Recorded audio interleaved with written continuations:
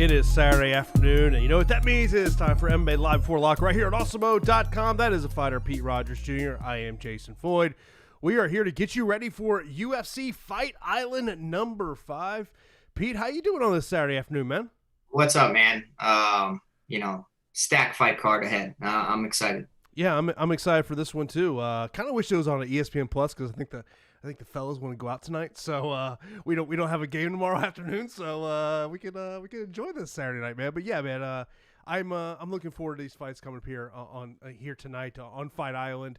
Of course, these fights were going to start at 6 p.m. each time. However, I want to send a hat tip to the person on social media who tweeted me, said, "Hey, is the show at a new start time today?" I'm like, "What's he talking about?"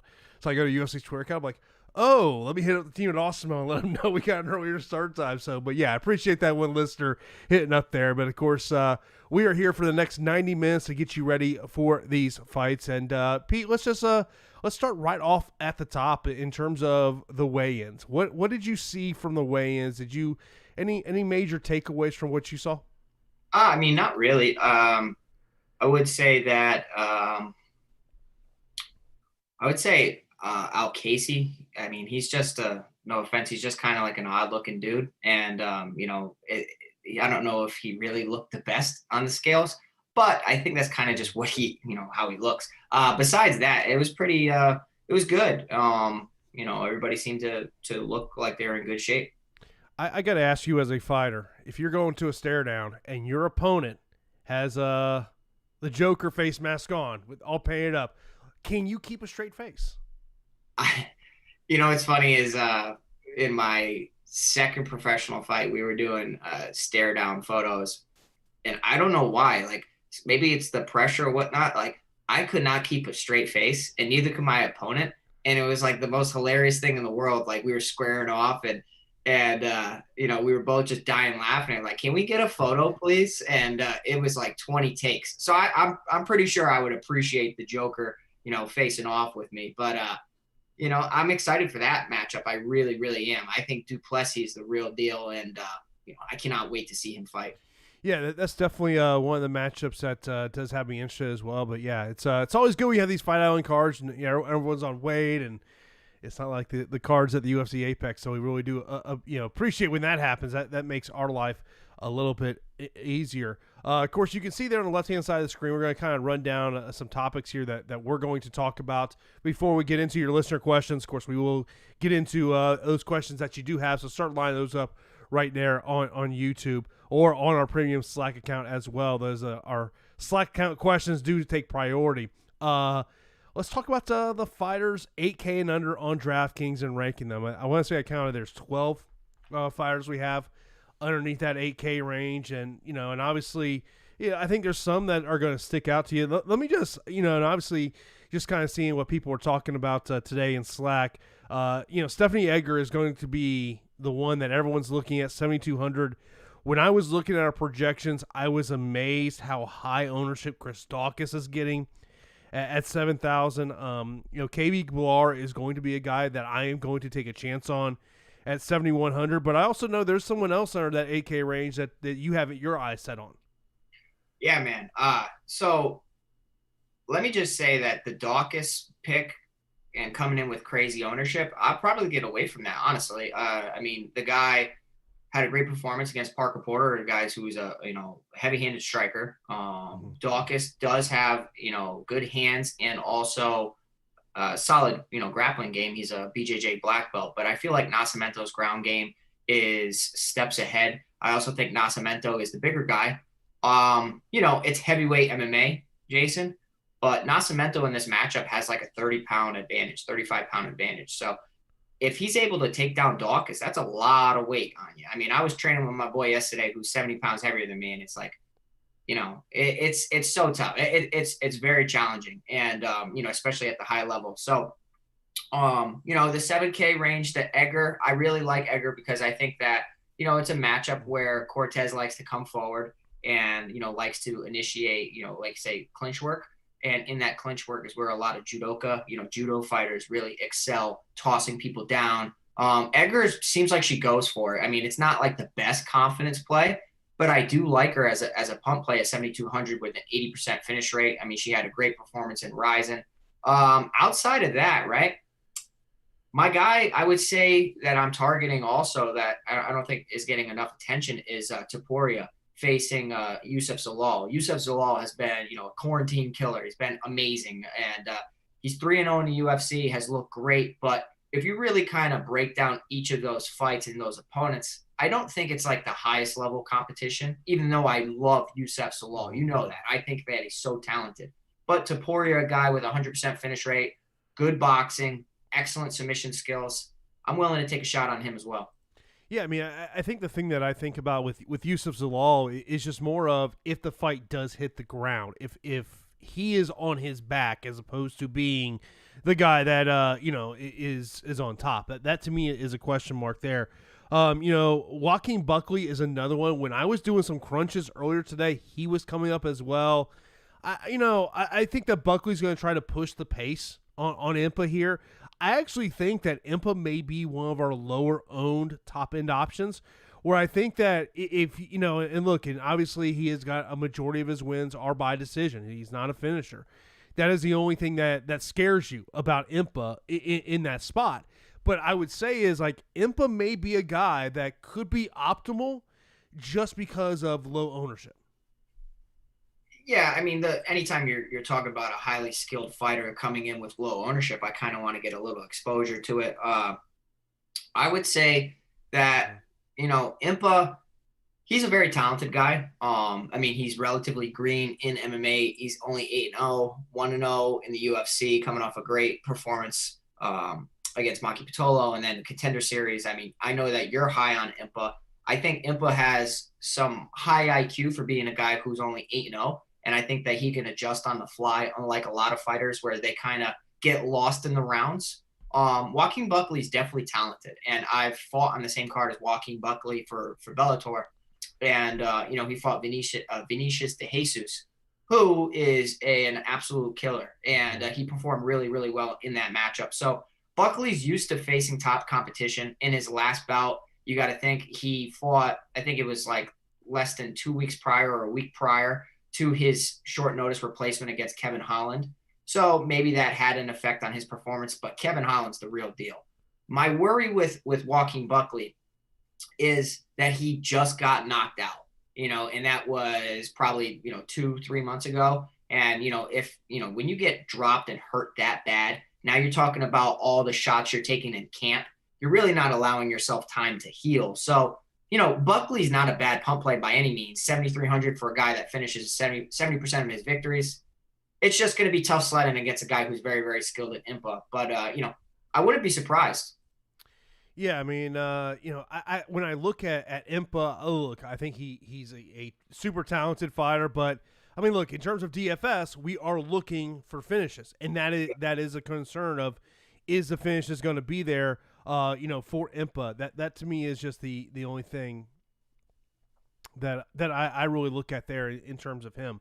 Now let's look over on the FanDuel side of things, and let's talk about fighters $14 and under. So we're talking Amir Khani at $13.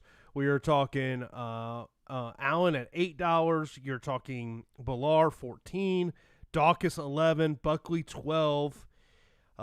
Edgar at 10 and Silva at 9. What's as you think about how FanDuel is different than DK, is there one of those that stick out to you? FanDuel for me is just a nightmare, but I think Amir Khani's interesting, and I think it's just because of the recent struggles of Edson Barboza. Now, granted, Barboza should win the fight because he's Edson Barboza and has fought the better competition. If he really loses to a guy in Amir Khani, a weight class down, you have to start to worry about what's next for him, really. I mean, the experiment at 145 could be done. Amir Khani represents the style that gave Edson Barboza problems, but the problem is Amir Khani has no business striking Edson Barboza. So literally you're going to be on the edge of your seat because if it's standing up, Barboza's going to have the edge. Amir Khani knows what he needs to do and gets in tight. So $13, interesting. It's very cheap. Amir Khani at 7,400 on DraftKings too is a decent play. On DraftKings, I mean on FanDuel, I think Edgar would be the other one, honestly, because I really feel like she has a legitimate shot. And you're talking women's MMA, it's super volatile. We see submissions from guard all the time, armbar submissions. That's probably not what's going to happen here. But I bet you that she is going to push the pace and definitely test Tracy Cortez. Yeah, that's. I mean, everyone's going to be looking at her in that matchup. I know there's a question. We'll get into that question here as we do go on. As we talk about must roster fights here. Obviously, the main event is first and foremost. We sit there and say you got to roster the main event, but outside of the main event, is there a fight that we got to have the winner in it to be optimal?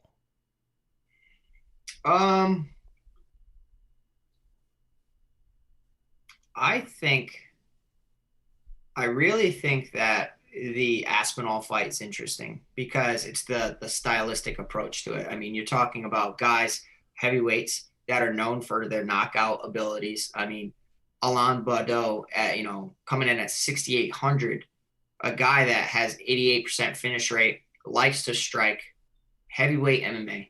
One shot can change it. You know what I mean? Like Aspinall's definitely the better fighter. Like it's hands down, not even close. But Jason, what makes MMA DFS so interesting and so difficult is the best fighters don't always win. Like they're not fighting 10 times because if they were fighting 10 times, you would just play the better fighter every time.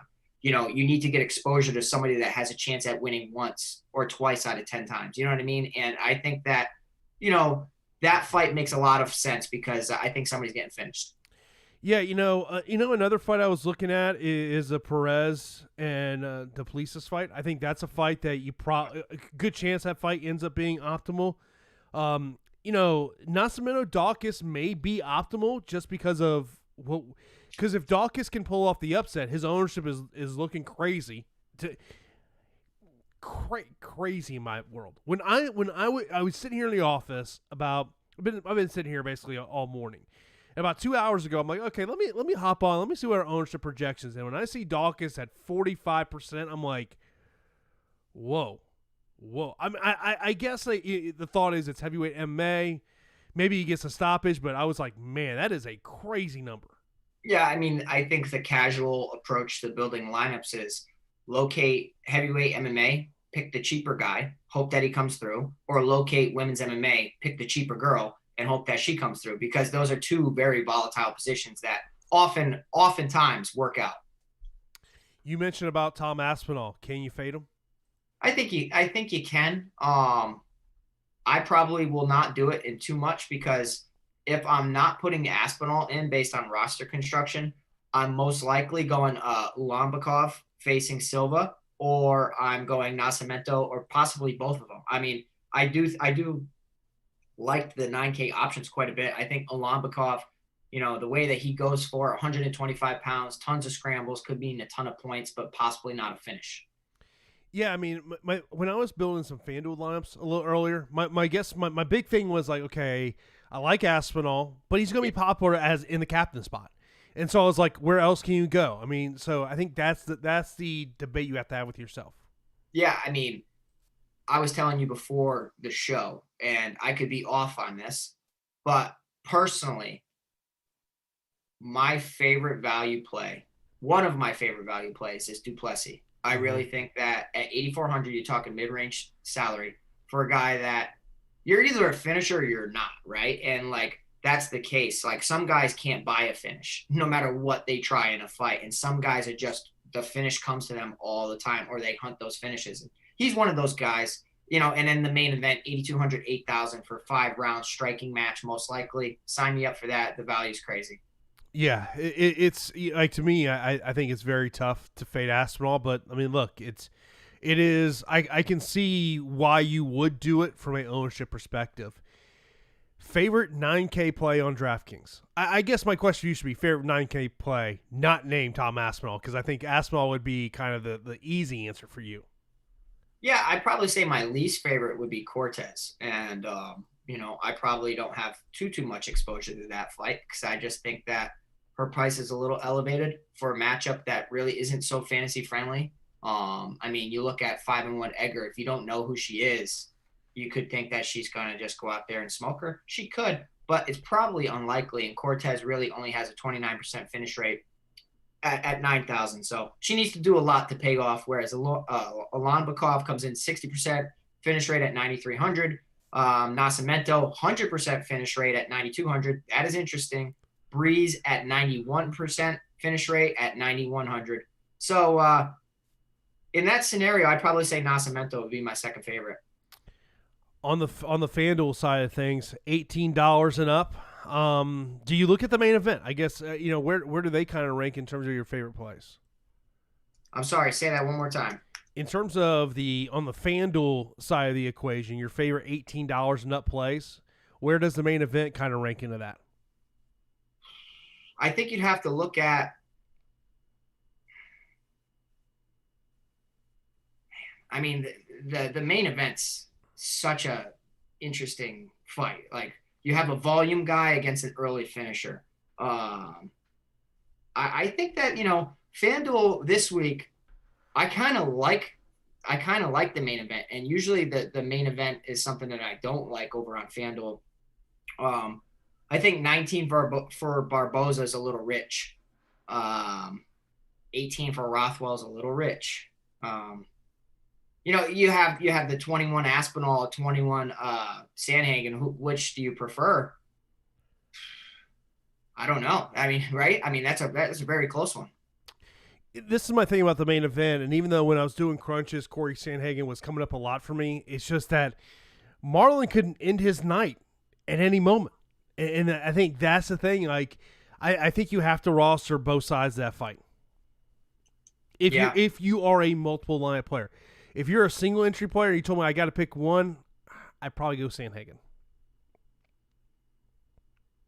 It's tough, right? Because we saw Sandhagen get absolutely controlled and then submitted by Aljamain Sterling, who's possibly the best talent in the division.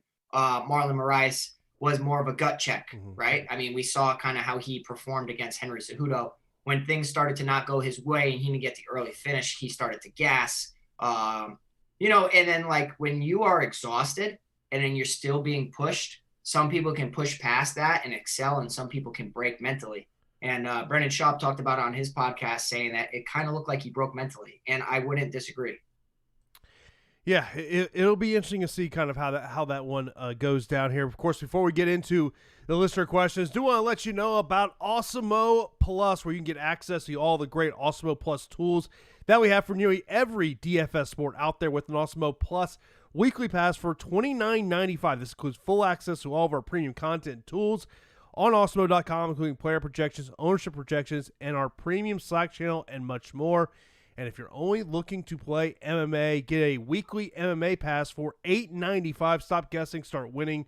Join Awesemo Plus today. You see it there, right there on the left-hand side of the screen, where you can sign up for an Awesemo Plus weekly pass for $29.95. Or if you just want MMA, it is $8.95. But Pete, let's we are here to talk about the listener questions, and let me hop over to Slack here first. Matt says, can you do your straight up fight picks before the show ends? Of course, no rush. I guess we'll go down the card here. I'm gonna go. Give me Sandhagen. Give me Barboza, Rothwell, Duplessis, Aspinall. Give me Zalal. Can't go against my guy.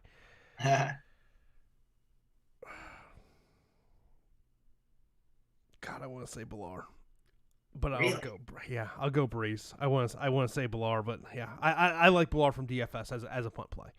Nascimento, give me Impa, give me Kelly. I don't necessarily love that fight for DFS, by the way. Fight. I hate that. Give me Morales. Give me. I like Edgar for DFS, but I think Cortez is a better fighter and Tagger in the opening matchup. Okay, so this isn't DFS related. I'm just going to go my picks. These are straight up picks. These are not DFS picks. All right, I'm going to go Sandhagen, Barboza, Rothwell, Duplessis, Aspinall, Taporia, Breeze, Nascimento, Kasanganay, Alcasi, Morales, Edgar, Ulambakov. Yeah, and of course, if you're in Slack, just mention me so I make sure that I'm able to to see your questions, and we'll get to you. But let's get right over into YouTube here, and already got someone hopping in the super chat, and that's Sam, who says, which within the plus 200 to minus 200 are your top plays based on the site? Sleeper captain on Super Draft. Thanks, fellas. Oh, that's a tough question. Hold on. Plus 200 to minus 200 are your top favorites. Okay. Top plays rather. I would say Duplessis. He was at minus 155. I don't know what his line is now. Tuporia is another guy that I'm looking at. It's a great question. I like how, I mean, some people really depend on the betting lines, and I kind of like that because usually in other sports it's accurate. I like to look at line movements. That's really where I look at to kind of see where did the odds makers place the line, and then where did the betting public take the fight. That to me can tell you a lot of things. Yeah, I mean, a lot of times you just need one rich person that thinks they know what the hell they're talking about, and that's just not the case. But that's very true. Miles says best cheap pivot from Edgar playing FanDuel. Ooh. God, I stink at FanDuel, bro.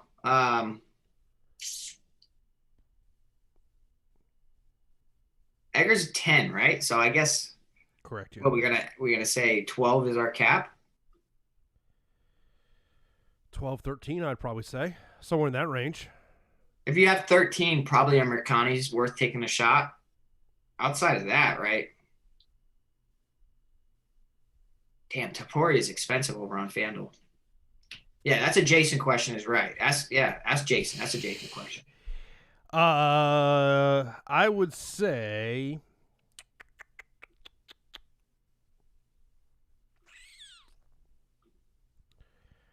the more I've thought about Barboza and Americani, the more I like Barboza in that fight. Yeah, honestly, me too. To pivot, man, $13. If I went in the 14, I would say KB Billar. Probably most people will pivot to Dawkins. That's probably on FanDuel. I don't like Silva at $9. I'll tell you that right now.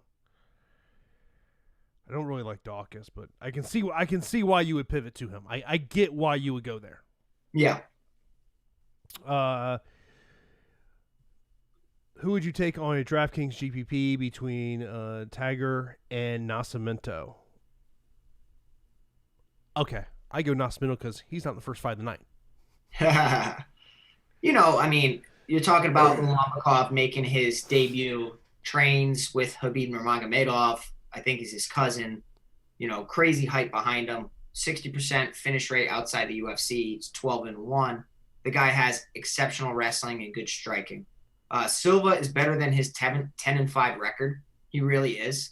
You know, it's a nice matchup for Ulanbekov to make his debut because, you know, they know this guy's good, so they don't want to give him an absolute can. And Silva's pretty talented. But I'd probably, in that scenario, save the $100 and go Nascimento. I think that he's going to be so much bigger than Dawkins. I really do. Back over to Slack. Boss Bra says, what are the main fights you think we should be targeting? Main event, definitely. I am personally targeting the Duplessis fight. I just think that whenever you have one guy who brings it so much and is so aggressive, either the opposing fighter is going to get steamrolled or they're going to have to step up their game. And if they step up their game, they could outperform, you know, their expectations or their salary. The Aspinall Badeau fight, there's several fights on here that I really have no interest in. One of the most interesting matchups is the Kelly Al-Casey fight.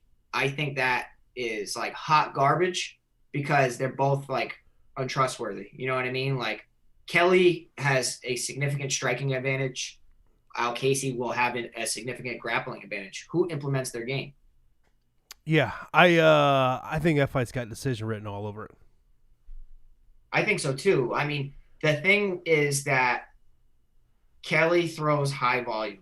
I mean, in this last fight when he was getting cracked to the body and nearly finished against Kai Kamaka. He scored 57 in a loss. 57 in a loss. So if he got the decision, which, I mean, it wasn't probably going to happen, but he would have scored 87, which is interesting. Yeah. Johnny says, why is Dawkins highly owned? Lock for cash or fade on DraftKings? Price point, heavyweight. I mean, that's about the best way to put it. I understand why people are doing it. It's not a route I'm going. Let me ask you a question. We always say that, the general public targets the other side of women's MMA and other side of heavyweight MMA. Does Marcin Tybura, as the opposing fighter against Ben Rothwell, is he interesting for you? No, because I think if he wins, it's by decision. Okay. I don't see it being a high scoring fight. I think it's pay for Ben Rothwell or move on. Ben's tough to win against. He really is. Marcin Tybura does have a very, very solid ground game. Ben Rothwell's takedown defense 69%. If Marcin Tybura is able to take him down, I believe he's a black belt. But at this point, Ben Rothwell might as well should be as well. He's not a terrible play. I think that 7,700's decently interesting. More likely to pull off the upset, Americani or Brawlar? I say Americani. Really? I think so, based on recent stretch, right? I mean, like, Barboza's been struggling, and you could say that he lost decisions, and Split nearly won the fights. You're probably right. He probably should have. But, how does being in a 1-4 or whatever he is, how does that affect him mentally? And, sometimes, like, certain fighters get absolutely discouraged when certain matchups present themselves. Like if Americani just throws him against the cage and just presses him there and tries to go takedown, the striking of Barboza is basically nullified. But stranger things have happened. Barboza should win the fight, Jason. I mean, come on. I mean, this is Barboza. Yeah, no, I'm with you there. I'm totally with you there. We had two questions about the very first fight of the night, of the chances that Tiger gets a stoppage TKO was one question, and another one asked about his finishing potential in this one. I don't know. What's your thoughts on it? He's clearly the better fighter. My only fear with it is that it's just a dominating 3-round decision. That's at 9,300, I don't want to be paying for a decision in a 3-round fight. For the most part. Okay, yeah. But say he goes out there and Khabib Nurmagomedovs him. I mean, granted, there's only one Khabib, right? But Silva's talented enough to get back to his feet. And when you're talented enough to get back to your feet, guess what?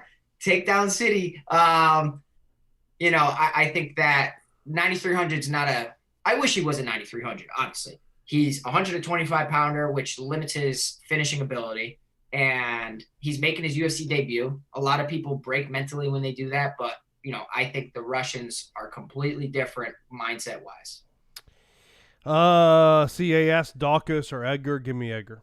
Yeah, agree. Yeah, I'm not really in love with Dawkins, and I'm happy that the public really doesn't know. Yeah, Dawkins is talented, right? Him and his brother are talented. No question. But it's the matchup, man. Next question from Slack. The fighter you are most scared to be underweight on? Probably Barboza. Tom Breeze. Okay. The KO win that he scored. Hold on, let me pull this up. I think I only have him in one lineup. I mean, I'm not going insanely heavy because, like, cards like this, when there's 15, 14 fights, it's like, so many things can happen. But Tom Breeze against, was it Dan Kelly? Trying to find this real quick. Yeah, Dan Kelly, right? you're not always going to land a shot in somebody's orbital bone and then make them shell up and basically want to quit. KB Ballard brings it, though. KB Ballard is talented. Like, he really is. He just hasn't had the best strength of schedule, and he doesn't know how he stacks up against elite competition until he's there. If there's a guy that can go out there and make Tom Breeze question himself, KB Ballard can definitely do that. I mean, Tom Breeze has struggled mentally, so we'll have to see. I did not uncheck any fighters in Fantasy Cruncher today, so I guess I should throw that out there. Wow, I unchecked a lot. That's just my style. Ooh. Well, let me tell you, for once, I didn't do Fantasy Cruncher. I looked at it, and I did a ton of lineups, and then I retracted them. And then I was like, you know what? I want to build only a few hand-built lineups, and I think I'm going to enter in a heavy contest. All right. Okay. All right. Next up,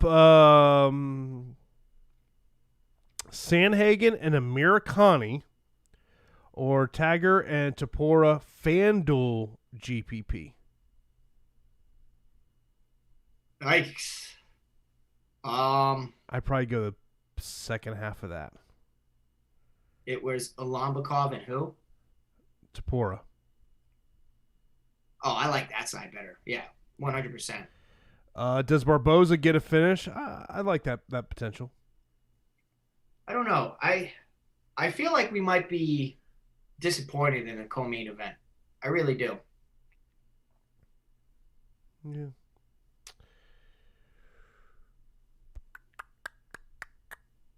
More confidence in Barboza or Breeze? Gosh. Splitting hairs here. Breeze, I would imagine. Breeze should win the fight. I mean, if he's as talented as he has shown in his UFC career against a guy making his debut. Jason, we have 350 people in here. Guys, thank you for joining us.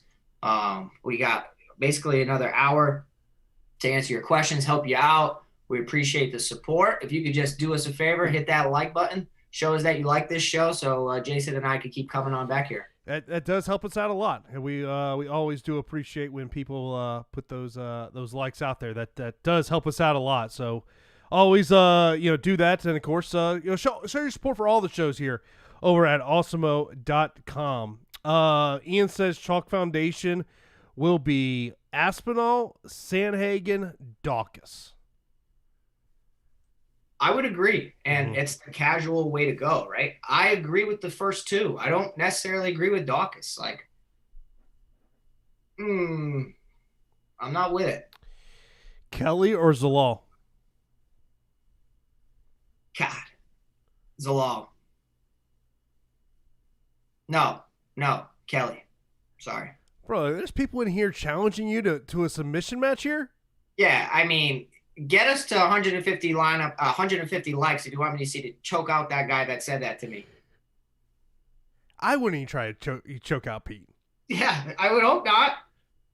Because I'd probably be going for a choke, then magically there'd be some kicked right to my face. Yeah. Dad comes running in with like a bat or something. Gosh, people calling me out, man. This is gonna be bully beatdown, and I'm gonna beat down all the bullies for these guys. All right. Ian goes, the big worry with Sandhagen is people will try to take him down. He ends up on his back and against a little level competition. No worry with Moraes there, I feel. I've heard people talk about that this week, of basically saying, look, he can't get taken down, but that's just not what Marlon does. Marlon has been working with one of the best boxing coaches that I follow on social media. I love the boxing coach, and this guy is so talented. So don't be surprised if Marlon lands a big shot and then a submission happens. Favorite MVP Fanduel. Now, and I was having this struggle when I was creating lineups because I was like, okay, I really like Aspinall. Okay, all right, but then I was like, okay, I need to go somewhere else too.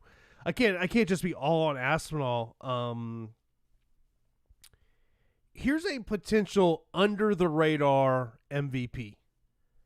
Omar Morales. Okay, so I'm glad you brought up Omar Morales because I do like him in the matchup.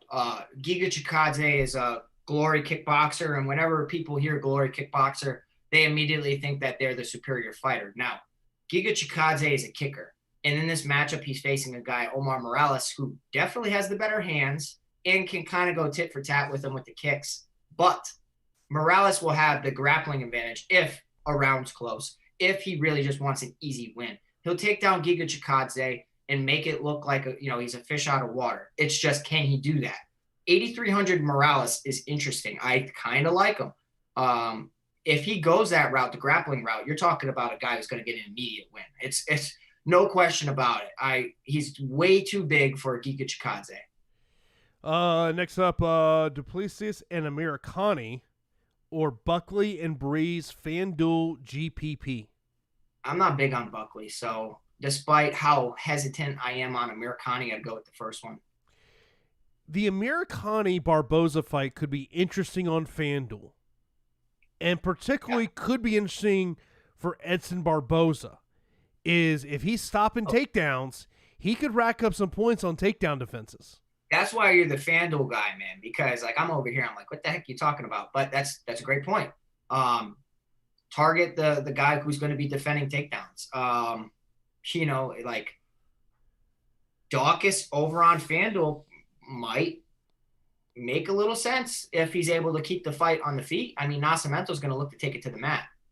Someone asked if I am fading the first fight. No. I see, exactly. Your rule's trash, bro. You don't even follow your rule. Look, I'm just I'm a sucker, But I mean, look, I'm playing a lot of lineups. I probably on DK, I probably got hit. I got the first fight in probably 25%. Damn, that much? Yeah. Boy, oh boy. Someone says I moved Ben Rothwell and Tybura from my fighter pool. I don't want any of that. Can't blame you. Who we talk about it every week, right? And it's like, who are we not talking about? Tybura or Bordeaux? Those guys, I guess we're not talking about. Perez, Tracy Cortez. Yeah, everyone's going to be on our opponent. I mean, so I think if you want to play the ownership game, but the problem is, do you want to spend 9,000 on DK? 9,000 is a lot. 9,000 is a lot. Look, when I'm spending 9,000 for a 3-round fighter, I need a finish. Or you need a lot of takedowns, or you need something, and I don't know if it's the best matchup to do that. Bordeaux has a puncher's chance, right? So I guess at 6,800, that's a little interesting. Which low-price dart throw has potential to score well on FanDuel in a loss? Ooh, I like that question because guess what? You don't always have winning fighters in optimal lineups because, we see it all the time, right? I mean, I believe last night's NBA game, right? The captain was Andre Iguodala because it allowed you to get to all the studs. Yeah. So if you're able to kind of punt, so to speak, and put somebody in there that can do enough to pay off their salary but allow you to reach everybody else, that is great. I like Topuria quite a bit. I do, but he's not the cheapest. I don't know if you saw the video. Did you see they had brought the championship trophy? It was out of the case, sitting there, and then they had to put it back in the case. Oh boy! Oh my gosh! Danny Green, you had your moment, man. Yeah. You could have been Big Rob Ory. You could have hit the game-winning 3 to win the finals. I know, man. I could have been Big Shot Bob. I killed it on the showdown contest, not last night, but the previous game. I killed it. Had the optimal. Last night, I got absolutely smoked because I didn't have any of that. Look, Duncan Robinson can shoot some threes, bro. I'm telling you what, man. If that AD injury is anything serious, if I'm a Laker fan, I'm not feeling good. If you're the Lakers, you're hoping Goran Dragic just does not come back. Because that Heat team is competing really well with the team that they got. Yeah. And Jimmy Butler, man, he put everything he had in that game last night. Everything he had. I love it. I absolutely love that grit. And you draw comparisons between sports, right? Who is going to give it their all? And I know that sounds so obvious because you're like, it's an MMA fight. Who wouldn't give it their all? Well, some guys play things safe. So where like if you're looking at the card and you think Ulambakov, right? 9,300, he's patient. He does a lot of things well, but when you have a 60% finish rate, that kind of means you're more of a point fighter and not a finisher. Whereas a guy like, let's say, Dricus du Plessis, 100% finish rate out of 14 victories, this guy will find a way to win and go to any length to get it. Let's go back over to Slack. Eggers or Dawkins on FanDuel Cash? Egger. Because, right, heavyweight MMA, right? Very rarely, Jason, will the loser in the fight score enough to pay off, right? Because if they have a high striking affair, very rare that they survive that. Somebody's getting knocked out, or a big heavy guy is going to lay on top of you the whole time. So, like, thinking about Dawkins as a guy in a loss that could perform well, I don't see it too much, but he has a puncher's chance for sure. Highest owned fighter that we would X out of our player pool. It's Dawkins to me. You'd X him out? Well, I mean, just looking at the top three options, he's the one I would X out in terms of what we're seeing on ownership. Who's the second? That's Sandhagen. not the main event. Sandhagen. Well, Aspinall. Okay, so in that scenario, obviously, I'm crossing out Dawkins. I ain't crossing out my boy. Are you kidding me? Yeah, I just yeah. No, I'm with you on that one. You mentioned about Aspinall. Someone had asked about who's going to score more, him or Tagger. I think Aspinall, truthfully. Highest points per dollar based on salary. I just want to bring up one more thing about Aspinall that I thought of it. Like, he's not just a striker, okay? And we could see that tonight. The guy has submission victories, and he's talented on the mat, too. So say Alain Baudot goes out there and cracks him. He's like, oh, man, what is this? He'll take him down, submit him. I think he's a finisher by nature. Best price per dollar, in my opinion, I hope he comes through, Dricus du Plessis. I love the guy. I think he's so talented. It's like I said earlier, that it's Dricus du Plessis or one person from the main event because of the 5 rounds. Andrew says, for DK Cash, is it better off to stuff as many favorites as you can, or is it better to force in Aspinall and Tiger, the 2 big favorites, and go from there? Well, so like Cash, a lot of times in other sports, you just jam in the top scores, the top talent, and then kind of just hope that your punt play just does enough. I think you got to get in Cash at least 4 out of 6 correctly. I wouldn't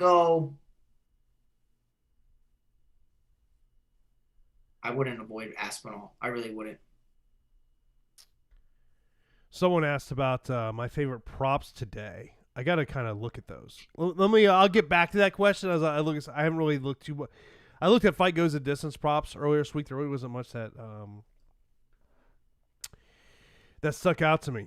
One lineup in on FanDuel. Who is a lock on FanDuel? Yes, I know lock is a forbidden word. Yeah, that's right. How dare you? How dare you say the L word? How do you not say Aspinall? I mean, I know you got to pay up for him, but how do you not say him? 21's expensive, Jason. I might say du Plessis, and I could just be completely biased, but that's somebody I'm force feeding into my lineups. That's right. I don't. Dawkins is a huge trap. I hope he's owned 70%. Me too.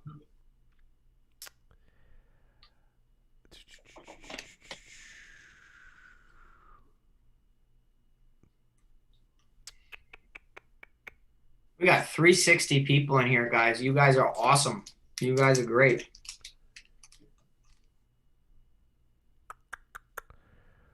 Buckley MVP on FanDuel cash. Oh boy, That's a bold strategy. that is a lottery ticket. Lot to re-ticket. Yeah. It's contrarian. If that's what you're looking for, that is contrarian. Trey says, I'm getting a lot of eggers. Should I fade the fight? I would tell you, when I was doing my optimizers on Fantasy Country, I was getting a lot of her as well. I don't mind. You know, putting her in your lineup, it just makes roster construction easier. Plain and simple. I don't think that her skill level is nearly as bad as some of the women's MMA that has been priced at 7,200 before. You know what I mean? Around that low 7K range. I think people can be surprised at how good Egger is.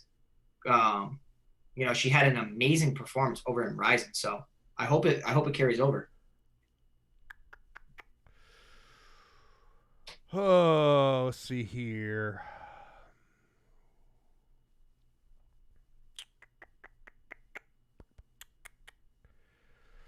Oh, let's try to find some of these questions we've already kind of answered. Yeah. I just don't want to repeat on some of the stuff that we've already asked.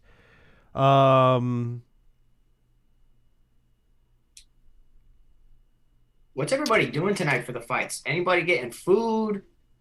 You like Al-Casey or Bilar for a toss-up upset on FanDuel? Give me Bilar. Yeah, agree.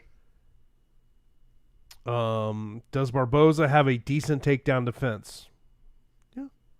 I mean, you know. He has cardio issues, though. I mean, Yeah. he comes in 80% takedown defensive rating, but he is a weight class lower. And I will tell you this. I was competing at 145 pounds. I felt like, I wouldn't say my gas tank was limited, Jason, but I feel like at 155 pounds going forward, I will have a lot more energy. And in a matchup like this against Amirkhani, who is looking to grapple, not sure if he can do it, that can really zap your energy. It's only a 3-round fight, though, guys. The co-main event is not a 5-round fight. So, you know, unlike other weeks, you don't need the co-main event. Someone asked about Nascimento as a FanDuel MVP as a sneaky play. I like that. Yeah, I do like Nascimento. I think that I have plenty of Nascimento. I'm not playing so many lineups, Jason, but of the lineups I have him in a decent amount. Yeah, I have. I know at least of 2 lineups. I know I put him and Aspinall together in. Me too. I did too. Oh, I wonder if you have the same lineup. There could be very much. Thoughts on Marcin Tybura? I think that. I mean, look, Ben Rothwell doesn't get knocked out. I mean, that's one of the things. But I would think if Tybura wins, I think it's by decision. Yeah, I mean, let me pull up Ben Rothwell right here. I do think that the 50 fights of Ben Rothwell is insane. Granted, over time he has looked worse and worse. He just fought Ovince St. Preux, who came up a weight class. Second round TKO over Stefan Struve. Lost 3 decisions to Arlovsky, Blagoy Ivanov, and Junior Dos Santos. It's interesting if Marcin Tybura can take him down, because Ben Rothwell has been submitted by Gabriel Gonzaga. Granted, that is Gonzaga. But you're talking early on in his career, like really early on, my gosh, 15 years ago, he was submitted as well. So I'm sure he's improved over the years. Tybura is a guy, he's like a 5% lineup guy for me, if that. Favorite GPP play or sneaky GPP play? Duplessis.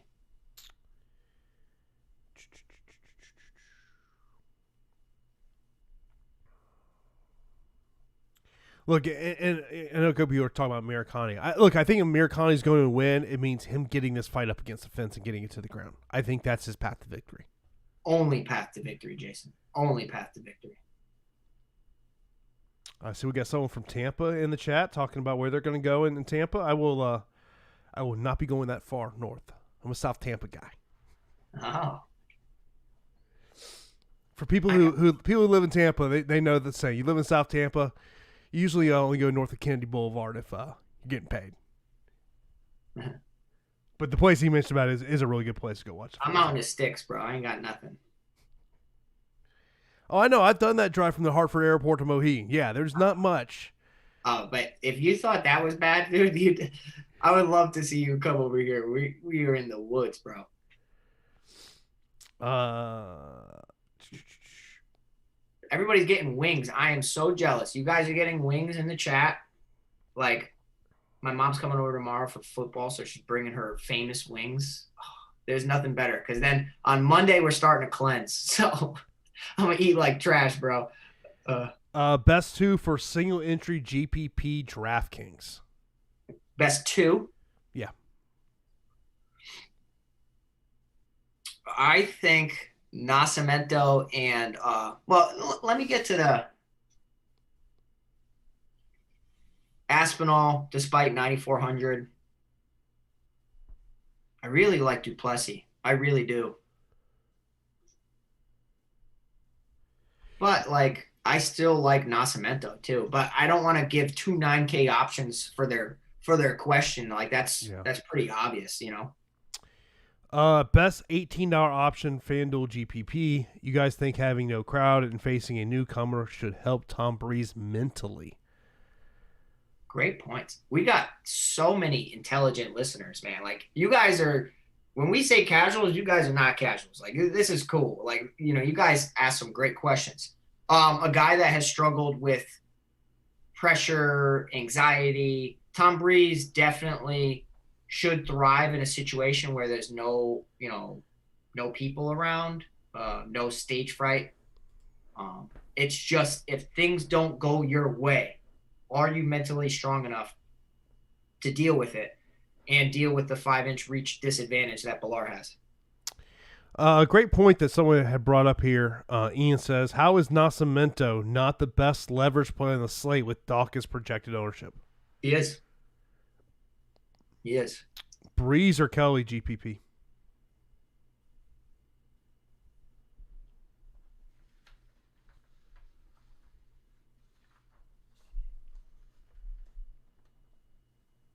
If Breeze wins, it's most likely be a finish, right? I mean, yeah, I would say in that scenario, I would say Breeze. I'm not big on Kelly. Only he's a volume guy. Volume guy. We know what Alec Casey is going to be doing. He's going to be trying to take him to the mat. I kind of see this being like half the round, Kelly's doing his thing. Half the round, Al Casey's doing his thing, and then it ends up being a decision. But Kelly at 8,700 for the high volume, 7 strikes per minute, could pay off. I don't hate it. You mentioned about watching NFL tomorrow, and I got to let you know about an offer we have over at Awesemo.com for the NFL Weekly Express Pass for only $3.95 for NFL Showdown and single game contest formats. You will get access to the Awesemo Showdown single game player projections, ownership projections, and a top plays tool. You can purchase this pass in addition to the player rankings, lineup builder light, ownership rankings, and the top stacks express tool. And now that we're getting Tuesday Night Football, this is a great offer you got to take advantage of. $3.95. All you got to do is go to awesemo.com/join to sign up today for an NFL Weekly Express Pass for $3.95. Also, be sure to hit that thumbs up button right here on YouTube. Hit that notification bell. Hit that subscribe button so you can get all the access to all of our shows over here. Of course, if you're looking to make a bet on the fight, you want to find out who's got the best lines, you got to go over to OddsShopper right now there at the top of Awesemo.com.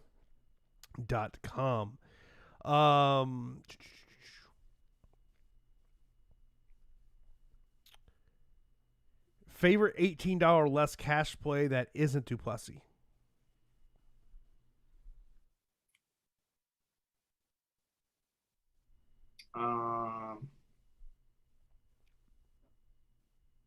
I think people could be very surprised about Taporia. I really do. Whether he wins or not, we'll have to see. But the guy is so talented. So talented. Like, I'm talking about the media from that area where he's from is talking about, now granted, they're probably biased, but they really see like superstar potential out of this guy. Who's going to score more, Aspinall or Nascimento? I think Aspinall.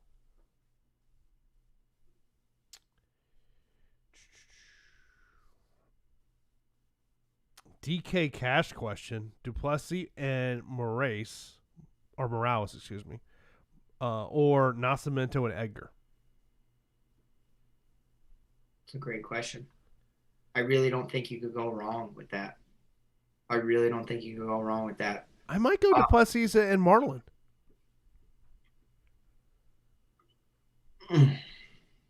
They said cash. Yeah. I might lean the second. Chikaze or Tybura? God.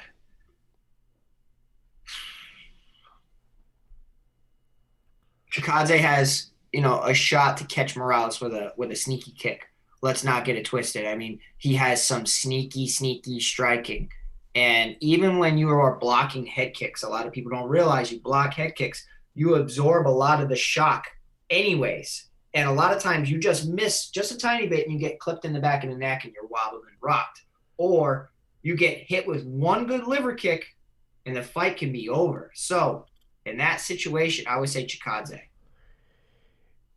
You can only choose one. Oh, God. Breeze, Rothwell, or Marlon? Probably Marlon. On this slate, do we need Breeze like Kathy needs Regis? No, you don't. Joe, appreciate you in the super chat. He goes, what are your guys' favorite plays and locks of tonight? My big three I'll be playing: Aspinall, Nascimento, and Bilar. I expect all three to get finishes.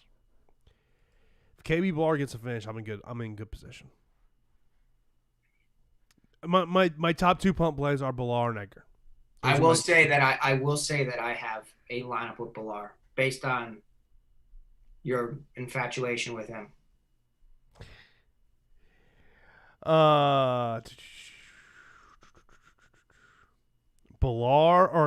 Breeze, Rothwell, or Morales?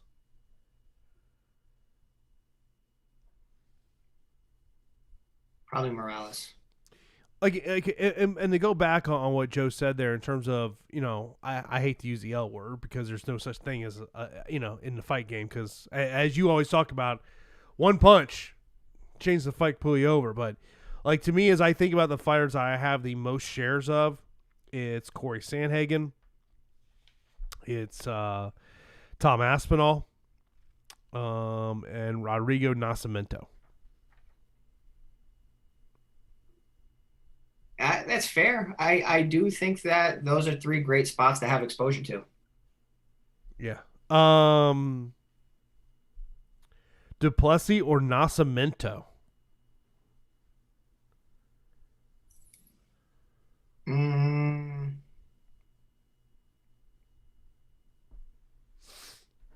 I will be smart and say Nascimento, but I do think Duplessis close. Look at the Duplessis props here. I'm telling you, if I was in Vegas right now, I would be doing so many props on Duplessis. Duplessis by TKO KO plus 300. Duplessis by submission plus 615. Okay. Jason, this makes no sense. Duplessis has 100% finish rate. He's 14-2. How are his prop bets to get finishes so crazy? Well, hitting the win inside the distance plus 185. That's good. If you don't know how he's going to do it, he's just going to do it. But just take that. Yeah, it's as I always say. I think you got to look at the betting lines. Are you guys still high on Impa? I am. Yes, I think Impa is very talented.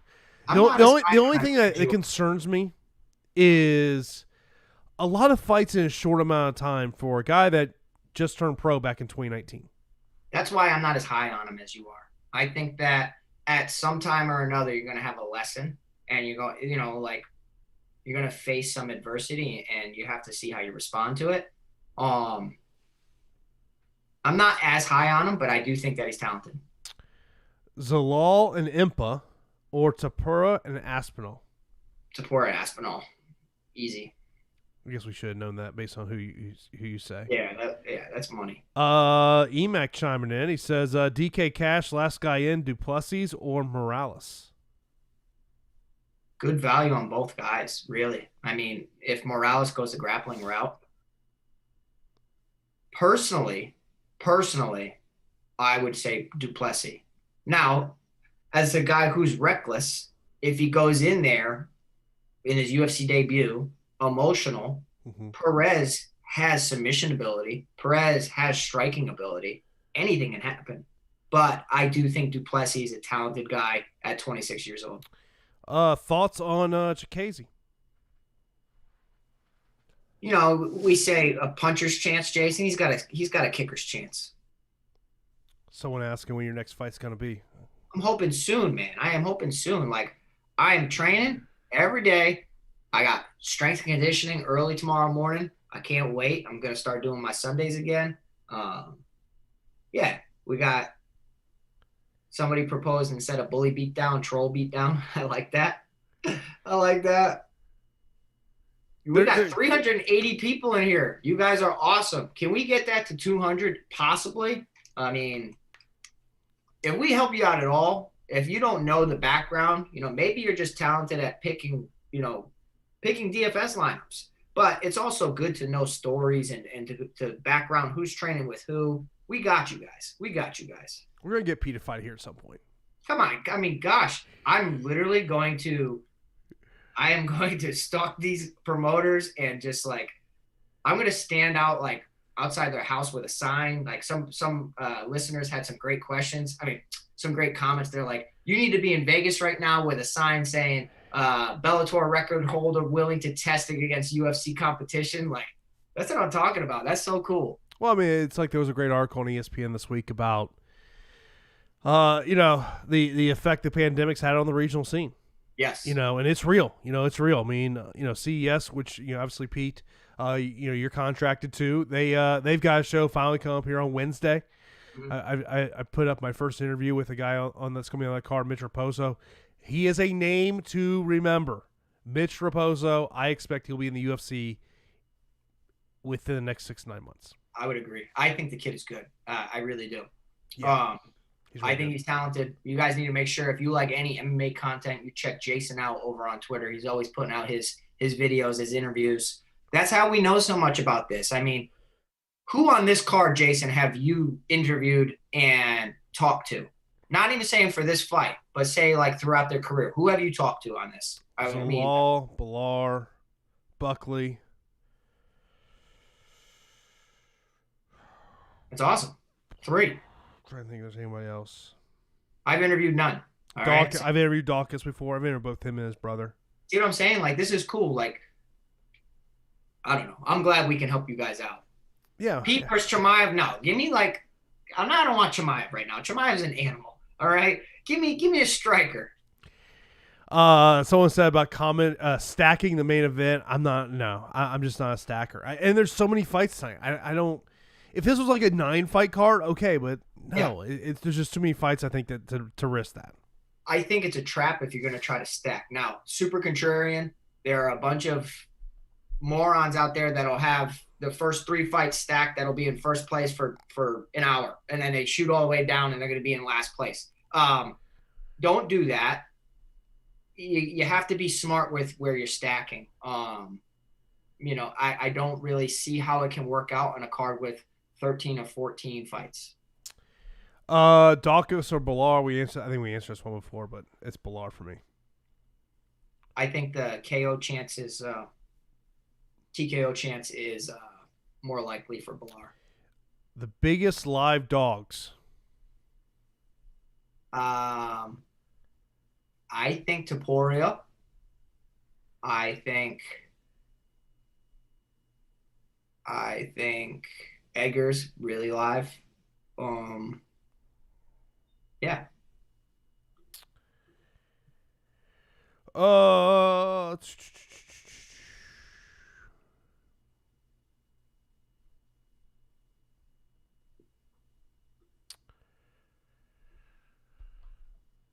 Let's see here. Next up, Kelly, Zalal, Rothwell, or Omar Morales. It's an interesting one. Kelly, Zalal, Rothwell, Omar Morales. Maybe we're not talking about Zalal. I mean, the kid in the UFC has been amazing. Yeah, And yeah. I think the only fear is just the can he get the finish? yeah, I would say it's a great question. Um, Kelly's interesting based on his volume. Like in that situation, that's kind of like the tiebreaker for me. Yeah. James says, why are these fights not on regular TV? College football. It's the simple answer. I don't know a damn thing about college football. I really don't. I know my place. I know other sports, nothing about college. Um, Zalal is a better bet than a DFS play. I wouldn't disagree with that. That's a great point. Yeah, definitely. That's something that would get there. Of course, by the way, all of our pretty much all of our programming is a part of the Awesemo Podcast Network, so you can catch out the shows over there. Whether you like to listen to your podcast on say Apple Podcasts or Spotify, be sure to check out all the Awesemo shows there, are part of the Awesemo Podcast Network. Rothwell or Duplessis? Duplessis. I am with you on that one. Any late COVID news, Hugh says. And Hugh's saying I said I'd fight Chimaev. I'd fight anybody. And just not the matchup that I want. There would be smart people in your inner circle that would tell you, no, Pete, we're not taking that fight. Yeah, exactly. That's the thing is I, as a fighter, would fight anybody, but it's management to really help you out. I can think of 3 people who would all tell you no. And I think you know who the 3 people are. Yes. No, Pete, that's not the right fight right now. It's not the right fight right now. Not right now. No, plus Pete's not that big. Yeah, no, I'm not. Not at all. That's what I'm saying. If Pete got in there with a 170er, he would look like 3 weight classes different. I think you'd be surprised right now. I think you'd be surprised. No, you were training for a fight, bro. You may not have to cut to get to 170. Oh, I wouldn't. I could make 170 in an hour. Someone says about, Wonder Boy turned down Chimaev. It's good business, though. Smart business. Put yourself in Wonder Boy's shoes. Why take the fight? What do you gain? You gain nothing. You derail a hype train that you should be. That's what happens. This is why they have rankings, and this is why, it's not smart. Do you think Omar Morales and Tom Aspinall KO is a safe double? They're saying Omar Morales KO? Yeah.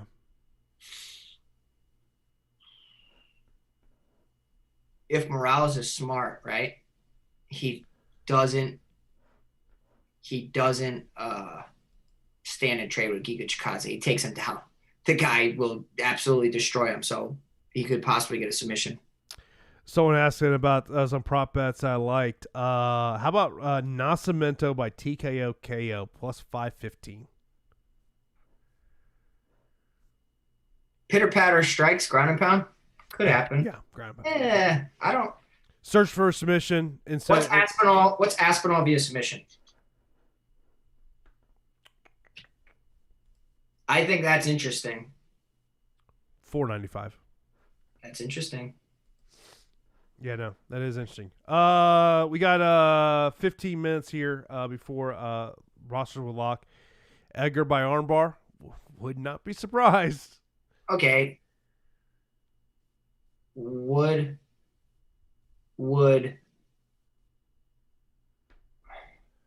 Edgar's going to be super chalky, right? Oh, totally, yeah. Just so price. If you want to get away from 2 of the chalkiest 7K options, you get away from Edgar and you get away from Dawkins.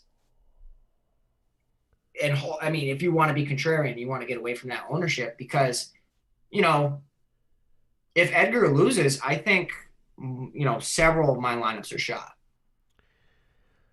Yeah, I mean, I think that your hope is that if it goes a distance, that she can, can she get to 50 points? What's that path? It's takedowns. It's throwing her on her head. I think I really do. Buckley, Edgar, and Dawkins are the best DraftKings underdogs so far. Buckley has some great boxing. He really does. I like Buckley personally. I think that I like him. I do. I just don't know if he. Impa or Duplessis, I would go Duplessis. Yeah, I mean, let's say that Marcus Perez is very talented. He has, like our buddy Marcos is saying in the chat, he has good defense in the ground and standing up. Very good defense. I'm just not that impressed, and I really have never been with Marcus Perez personally. Yeah. I just think that it's a nice matchup to show the skills of Duplessis. I think regardless, at 8,400, you don't need a finish. You just need him to outwork him and just dominate him, which is possible. How much exposure for Tagger? Seems like no one's biting for 9.3K. I'd say like 20%. I am biting. Yeah, I think 20% is fair. Yeah. Is Sandhagen a good MVP? That's an interesting thought. 5 rounds, you have that on your side. The longer the fight goes, definitely favors him. Can Marlon Moraes really keep up with the pace if he doesn't get an early finish? Most likely not. I think that is a very interesting play. Of course, if you do want to get access to our ownership projections, fighter projections, the top fighters tool, sign up for an Awesemo Plus MMA weekly pass for $8.95. And if you want to get access to all of our content at awesemo.com for a weekly pass of $29.95, go to awesemo.com/join to sign up right now. Get you in there. Of course, we got MMA events every week, so you'll be here. Of course, next week we have got the. Why can't I think what the main event is next week? Because we have fights every week, and I'm getting overloaded. I keep thinking every week it's Habib against Gaethje. That's 2 weeks. That's 2 weeks. I can't wait. Afternoon card. Live before lock is like 10 a.m. that day. Gonna need coffee. Yeah, I want to say the card starts at 11 a.m. Eastern time. We're gonna need coffee. All right, it'll be a breakfast before lock. So that means you gotta get up early there, boss. It's all right. I've been. Yeah, still 2 weeks away. Yeah, 2 weeks away. Still a lot of things can happen, Right. So what is next week? You never even said. I don't know what next. Hold on, let me look here. Who is next week? Next week is Ortega and Zombie. Oh, did you? Yeah. Did you just see that Ortega's coach can't go because he has COVID? Yeah, Henry Gracie. Yeah, his jiu-jitsu coach. Yeah. Oh boy, it begins. Yep. Does Gaethje have a chance? Yes, he does. Yes, yeah, he does. More than most people. Yeah, he has a very good shot. Very good shot there. What fight from stylistically are you looking forward to most tonight? I am looking forward to Morales Chikadze just because it's a striker's delight. And then I would probably say my favorite fight on the card outside the main event is Zalal against Topuria because I'm a big Zalal guy. I really like him despite me thinking that Topuria is a great punt play. He was a really good punt play. Gaethje or Ferguson better shot stylistically versus Khabib? I say Gaethje. See, I think Ferguson. And the reason I think Ferguson, right, the fight that'll never happen, is because despite not having the wrestling acumen that Gaethje has, he has more of a submission threat than anybody. And you know that when it hits the mat, all that ground and pound can leave you overextended and put in bad spots. I mean, we saw Dustin Poirier had a very, very tight guillotine choke against Khabib Nurmagomedov, and he's nowhere near the grappler that Tony Ferguson is. So personally, I would say Tony Ferguson, despite getting absolutely destroyed by Gaethje. Question on tonight's fights: Amirkhani or Buckley? Oof, I would say Amirkhani. Yeah, I really don't like either guy though. Just had to basically check Twitter and make sure there's been no drastic changes. Gosh, we have to do that every week now. You do, just in case, man. You got to remember, it's very early in the morning over in Abu Dhabi. That's something you got to take in. Marco says someone is sleeping on that Tybura fight, or would it be me? No, I think it's me too. I am sleeping on that fight, and I'm hoping that it's just heavyweight MMA against the cage, leaning on each other, pitter-patter shots, Tybura looking for takedowns, Rothwell defending it, doing his little herky-jerky movement. I'm a little underweight on that fight, and anytime you're underweight on heavyweight MMA, it doesn't make you feel comfortable. By the way, lock is 10 minutes from now. All the fights are on ESPN Plus, so if you got any last-minute questions, line those up right now. Those fights are now 10 minutes away from starting here. I did all my lineups about 2 hours ago, so I'm not in a panic mode to try to get my lineups in, but I know a lot of people are probably trying to get those lineups in, so that is something to take in there. So if you got any last minute questions, get those in there right now. What does Barboza most likely score? 85 to 90. I don't think he scores that high. I'm thinking second round finish. If he finishes, of course he scores that high. I think that's going to go the distance.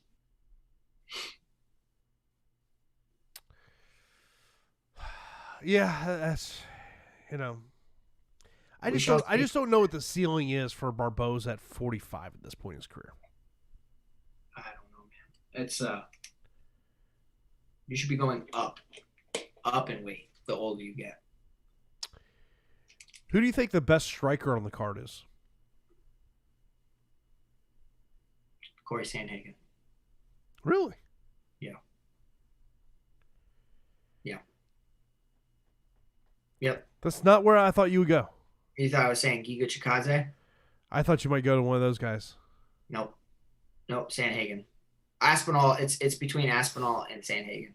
Aspinall he's a great striker. He's a former sparring partner for Tyson Fury, which is huge. He has excellent hands. If I'm taking best hands on the card, he has the best hands on the card. Overall striking, it's Corey Sandhagen. It's interesting. Got any picks for Takedown City? Well, Amir Khani is always a takedown city guy. I mean, he averages 3.4 takedowns per fight. I just don't know if he can really take him down. I would say Nascimento is probably takedown city, and Edgar. Someone says if you have to eliminate two fighters from your pool, who would they be? Alain Badeau, eliminating him. And I am not high on Marcus Perez. So instead of me giving you two low options of like the bare bones, because I can easily say Silva and Badeau. I have no exposure to them, but Badeau and Marcus Perez for me. Of course, fights are going to start here in just about 5 minutes from now. So get those lineups in. That's going to we're going to wrap it up here. Let everyone get their lineups in here. Of course, myself and Pete will be back on Wednesday for the strategy show. Of course, keep it locked here to Awesemo all weekend long, as of course I'll have a ton of NFL coverage to get you ready for tomorrow's NFL DFS. So that's going to do it for this edition of the MMA Live 4 Lock Show right here on Awesemo.com.